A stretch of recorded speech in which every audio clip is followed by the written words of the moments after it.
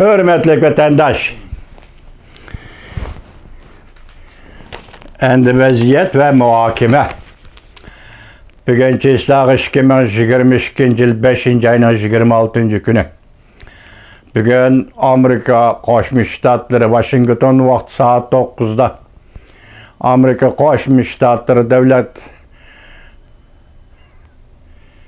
İshlar kotibi Antony Blinken Jungo siyasi to'g'risida nutq so'zlaydi. Saat 9'dan boshlab biz onunla bu nutq bilan hamda ata uchrashishimiz mumkin. Vatandaşlarım, angaç sizlar sharqda yashayotganlar ko'rib bo'lishinglar mumkin. Bu bir yangi boshlanish, ya'ni yangi boshlanish emas, negizlik jiddiy payt emaslar. Jungo siyosati nima? Shu to'g'rida nutq so'zlaydi. Biz boshda vaziyat to'g'risida to'xtalgan qisqacha so'zlarimiz dimdidik. 5. ayının 23. günü Amerika Qo'shma Shtatlarining prezidenti Joe Biden Tokyoga yetib keldi ve tushdan keyingi muxbirlarni kutib olish yig'inida Yaponiyaning vaziri Kishida bilan Amerika Qo'shma Shtatlarining prezidenti Joe Biden muxbirlarni kutib olish yig'inida qo'yilgan savollarga javob berganda, agar Jungo Tayvanga hujum qiladigan bo'lsa, Amerika Qo'shma Shtatlar harbiy kuchlarni aralashidir. Vaziyat shunday oshkorlandi. Ya'ni siz biz kutayotgan mazmunlar, vaziyatning mazmunlari shunday oshkorlandi vatandaş. Dal shuning ulapla 5. ayning 24. kunidan boshlab BBC ve xalqaro matbuotlar Şinjan'da saqchi idorasining yoki saqchi hujjatlari da pash qilingan Uyg'urlarning nazarband qilinishiga munosabatlik yoki nazarband lagerlarining ichki ahvoliga munosabatlik hujjatlarmi, suratlik hujjatlarmi butun dunyoga oshkorlandi ve şu munosabat bilan Amerika Qo'shma Shtatlar Davlat Mahkamasining bayonotchisi Ned Price'ning bayonotini yo'q qildi, ko'rib chiqdik. Bu 25. kunidik ish, 24, 25. Qo'shib keling 5. ayning 23, 24, 25.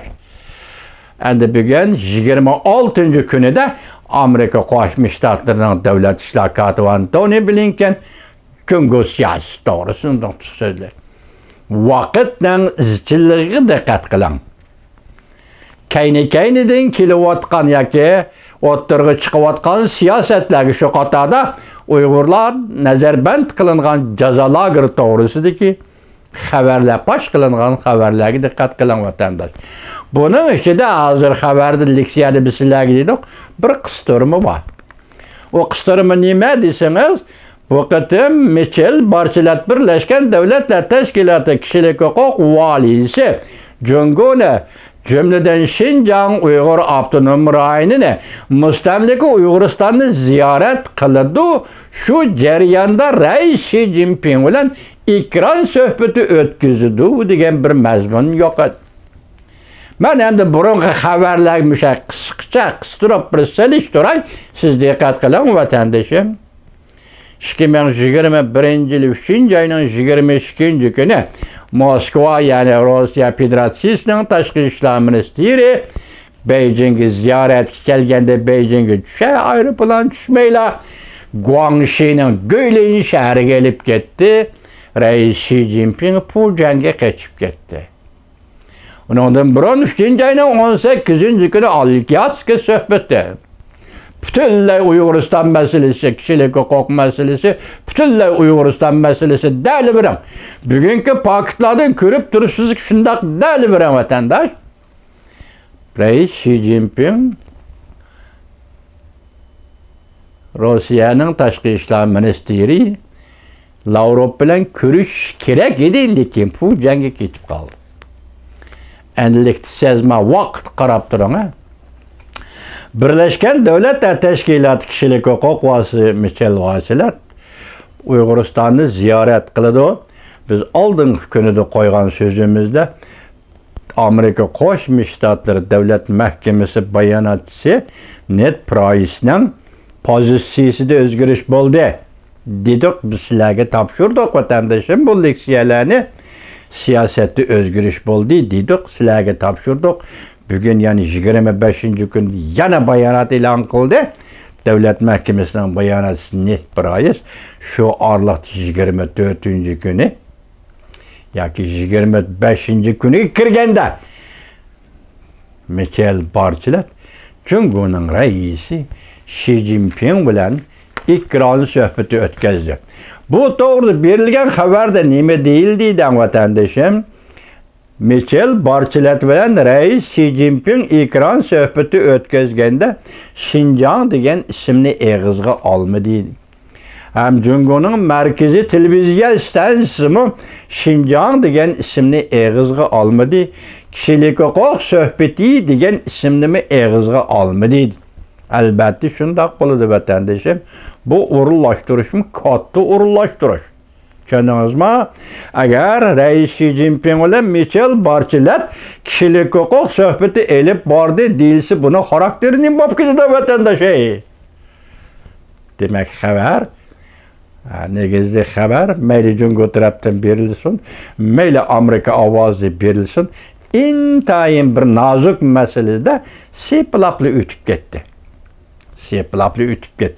Masalaning naq o'zini o'ttirib qo'yim. Demak, bu yerda Michel Bacheletlar rais Xi Jinping o'ttirisida kishilik huquq, Uyg'urlar to'g'risida, Nazarband xoni to'g'risida, jazolash va so'yqirim to'g'risida suhbat o'tkazdi deyilmadi. Biroq shu narsani ko'rib turibsiz vatandosh.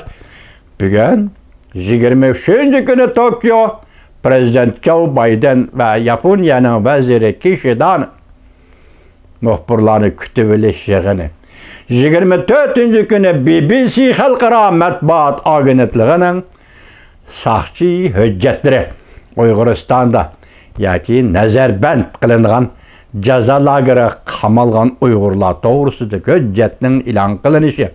5-oyning 25 kuni Michel Bachelet Jungo'da ziyoratda bo'layotgan Michel Bachelet xonimning Jungo'ning rais Xi Jinping bilan ko'rishganligi mushu orliqda Amerika Qo'shma Shtatlarida Osiyo siyosati qanday o'zgardi?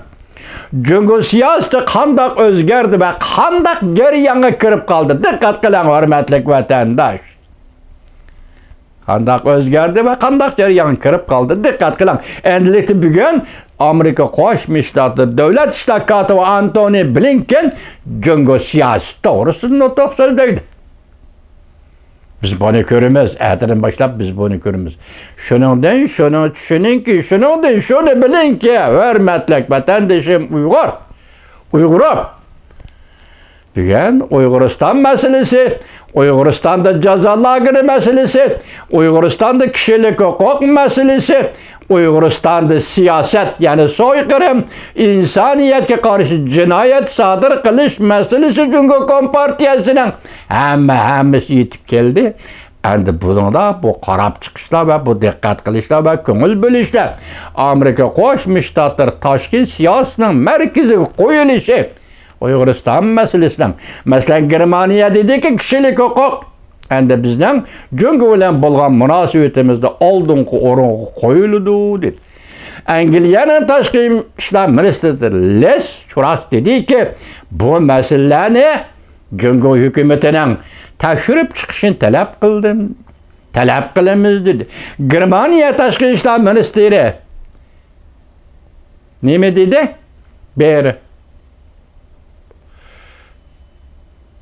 Nimede ismi çıkmalı keçirenler.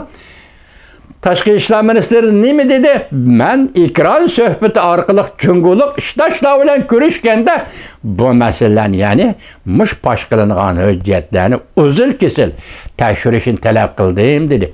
Xalqaralashish, xalqaro ko'ngil bo'lish, xalqaro diqqat qilish hozir jazo lageriga nisbatan mana mushu darajaga yetdi. Men bugun bu vaziyat muhokamamda Prezident Joe Biden hukumatiga rahmat aytaman vatandoshim. Kayni-kayindan bayonot e'lon qilayotgan Amerika Qo'shma Shtatlari davlat mahkamasining bayonotchisi Ned Price'ga rahmat aytaman vatandoshim. Uyg'urlarning masalasi xalqaralashib, moşu dercigi yetti. Endi bugün tuyuqsiz şunun dikkat kılın. Amerika Qo'shma Shtatlar Davlat Mahkemesining bayonotchisi net bir şundaq egiz qaldı tunji qitim. Balki mening nazarim deysavimda tunji qitim jazolar göre bekar qilinishi kerak. Mecburi emgak bekar qilinishi kerak. Mecburi tug'ut cheklash bekar qilinishi kerak. Biz Jungo hukumatiga haydakchilik qilamiz.